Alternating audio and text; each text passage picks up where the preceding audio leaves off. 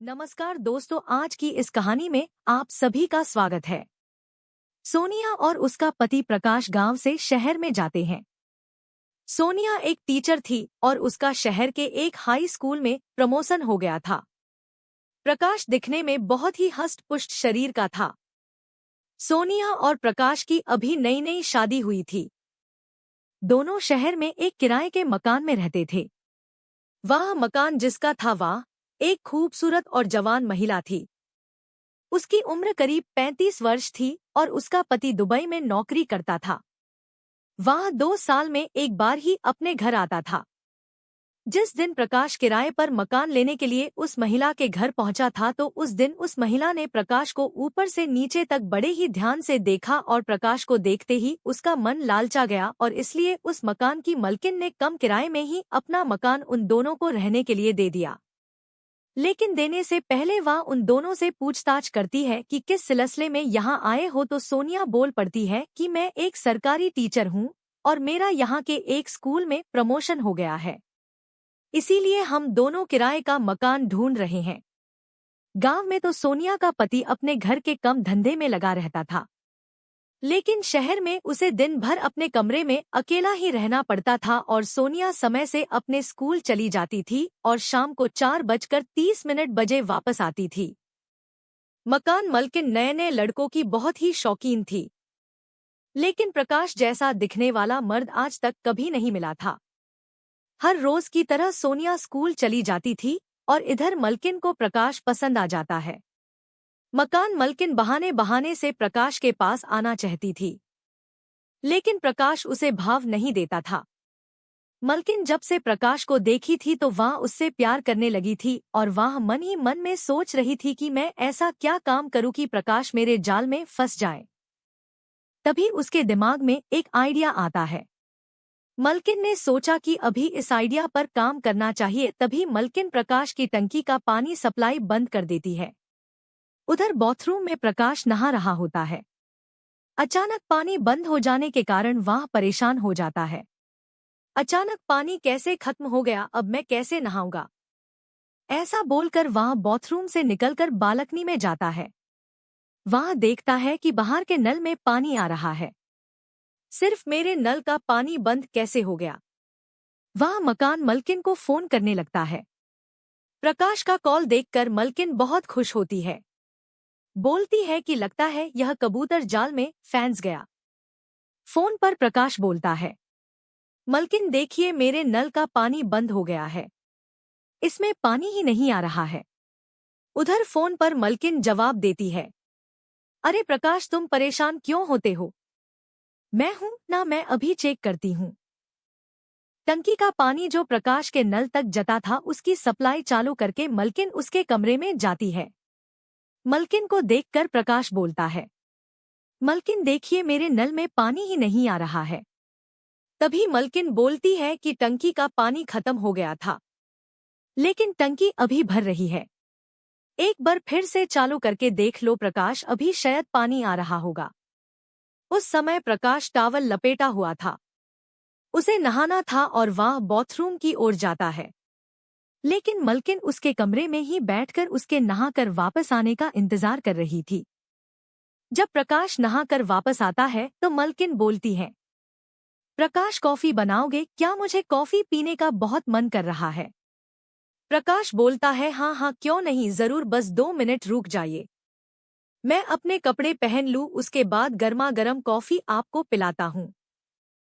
कुछ ही देर में प्रकाश कॉफी बनाकर लाता है और दोनों साथ बैठकर पीते हैं। मालकिन उसकी कॉफी की तारीफ करते हुए बोलती है, वाह, क्या कॉफी बनाई है तुमने, ऐसी कॉफी मैंने कभी पी ही नहीं। प्रकाश मालकिन की बातें सुनकर अपना होश खो बैठता है और मन ही मन मुस्कुराता है। कॉफी पीकर मालकिन वहां से वापस चली जाती है। फिर सुबह होने पर सोनिया के स्कूल जाने का इंतजार करती रहती है। जब सोनिया स्कूल चली जाती है तो मालकिन प्रकाश के पास आ जाती है। मालकिन को देखकर प्रकाश बोलता है, मालकिन जी, आप यहाँ कुछ कम है क्या? मालकिन मन ही मन में बोलती है, कम तो बहुत कुछ करवाना था, तुम्हारे साथ रोमांस करने की ख्वाहिश है मुझे। प्रकाश मलकिन के चेहरे की तरफ देखते हुए बोलता है, मलकिन आप कहाँ खो गई है? क्या सोच रही है? मलकिन घबरा जाती है लेकिन वह हिम्मत करते हुए बोलती है, तुम्हारे साथ कॉफी पीने का मन कर रहा था इसीलिए मैं आई थी। प्रकाश बोलता है, बैठिए मलकिन, आप खड़ी क्यों है? मैं अभी कॉफी बनाता हूँ आपके लिए। ऐसा बोलकर वह कमरे में टीवी चालू कर देता है और मलकिन कुर्सी पर बैठकर टीवी में न्यूज़ देखने लगती है।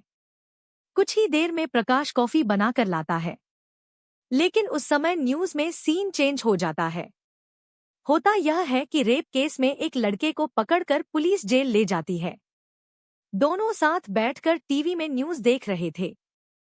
तभी मलकिन प्रकाश से पूछती है कि प्रकाश, क्या तुमने भी कभी किसी लड़की के साथ गलत काम किया है? प्रकाश बोलता है, नहीं मलकिन, मैं ऐसा कैसे कर सकता हूँ। फिर मलकिन पूछती है कि मान लो कोई लड़की ही तुम्हारे साथ जबरदस्ती करने लगे तो तुम क्या करोगे? प्रकाश मुस्कुराते हुए बोलता है, आप कैसी बातें कर रही हैं? मलकिन, ऐसा कैसे कोई लड़की मेरे साथ कर सकती है?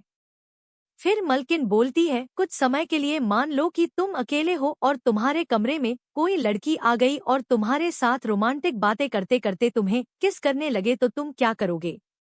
मलकिन की ऐसी बातें सुनकर प्रकाश मुस्कुरा देता है और बोलता है, आप भी मलकिन बहुत दूर तक सोचाती हो। कॉफी पीकर मालकिन वहां से चली जाती है, लेकिन अब तो उसकी रोज की आदत हो गई थी। वह सोनिया के जाने के बाद प्रकाश के कमरे में चली जाती थी। अगले दिन जब सोनिया स्कूल गई तो मलकिन प्रकाश के कमरे में चली गई और उसके बेड पर बैठकर मन ही मन मुस्कुरा रही थी। तभी प्रकाश बोलता है, मलकिन आप इतना खुश क्यों है? क्या बात है? मलकिन हंसते हुए बोलती है, कुछ नहीं, बस तुम्हें देखकर किसी की याद आ जाती है। प्रकाश पूछता है, इसकी याद आ जाती है? तो मलकिन मायूस होकर बोलती है कि तुम्हारे जैसा ही एक खूबसूरत मर्द मेरी जिंदगी में था, लेकिन उसने मुझसे तलाक ले लिया क्योंकि उसकी जिंदगी में एक खूबसूरत लड़की आ गई थी और वह उसे प्यार करने लगा था और मुझे तलाक देकर उसके साथ शादी कर ली। कोर्ट में तलाक लेने के बाद उसने अपनी जायदाद का आधा हिस्सा मुझे दे दिया। अभी मैं बिल्कुल ही अकेली रहती हूँ और सिर्फ उसकी यादों में ही अपनी मांग में लगाकर जीती हूँ। ऐसा बोलते ही उनकी आंखों से आंसू निकल आए। मलकिन की इस दशा को देखकर प्रकाश इमोशनल हो जाता है और मलकिन से बोलता है, मत रोइए मलकिन। फिर मलकिन उससे पूछती है कि क्या मैं सुंदर नहीं दिखती हूँ? तो प्रकाश बोलता है, आप तो बहुत सुंदर हो। फिर मालकिन ने कहा, तो मेरे पति ने मुझसे तलाक क्यों ले लिया? मुझ में क्या कमी थी? ऐसा बोलकर वह रोने का नाटक करने लगती है। उस रोता देख प्रकाश से रहा नहीं गया। वह अपने हाथों से मलकिन के आंसुओं को पोंछने लगा। कुछ ही पाल में मलकिन रोते रोते उसके सीने से लिपट गई। ठंड का मौसम था और काफी ठंड लग रही थी। फिर प्रकाश ने बोला कि मलकिन जी, मैं आपके लिए कॉफी बनाकर लाता हूँ।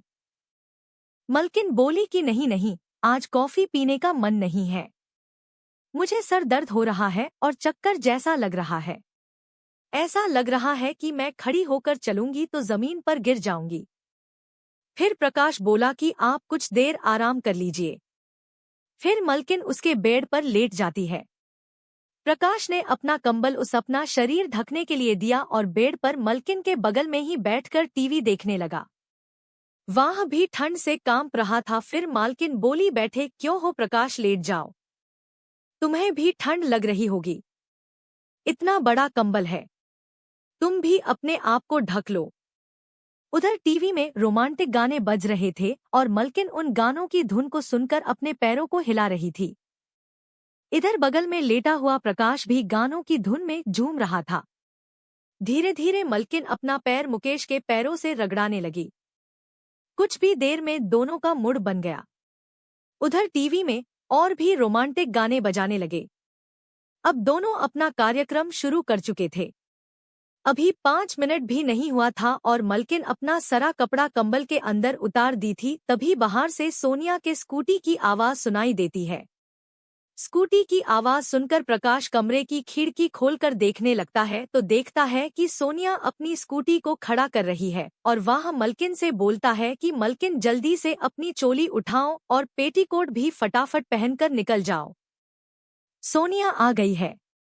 मलकिन जल्दी से अपना सरा कपड़ा पहनकर तुरंत ही कमरे से बाहर निकलकर बालकनी में घूमने लगती है और उधर प्रकाश गहरी नींद में सोने का नाटक करता है। तब तक सोनिया कमरे के अंदर आ जाती है। उस दिन हाफ डे था तो स्कूल की जल्दी ही छुट्टी हो गई थी, इसलिए सोनिया जल्दी ही स्कूल से वापस आ गई थी, जिसके कारण मलकिन का सारा काम ही बिगड़ गया और वह अगले दिन का इंतजार करने लगती है। प्रकाश से अपने पति की झूठी बातें बताकर वह उसके साथ रोमांस करना चाहती थी, लेकिन इसी बीच कुछ दिनों के लिए मलकिन का पति भी वापस आ जाता है। दोस्तों, यह तो कहानी का सिर्फ ट्रेलर था, पिक्चर तो अभी बाकी है, अगले वीडियो में आने वाली है। इस कहानी का पार्ट 2 सुनने के लिए इस वीडियो को एक लाइक जरूर करें। धन्यवाद।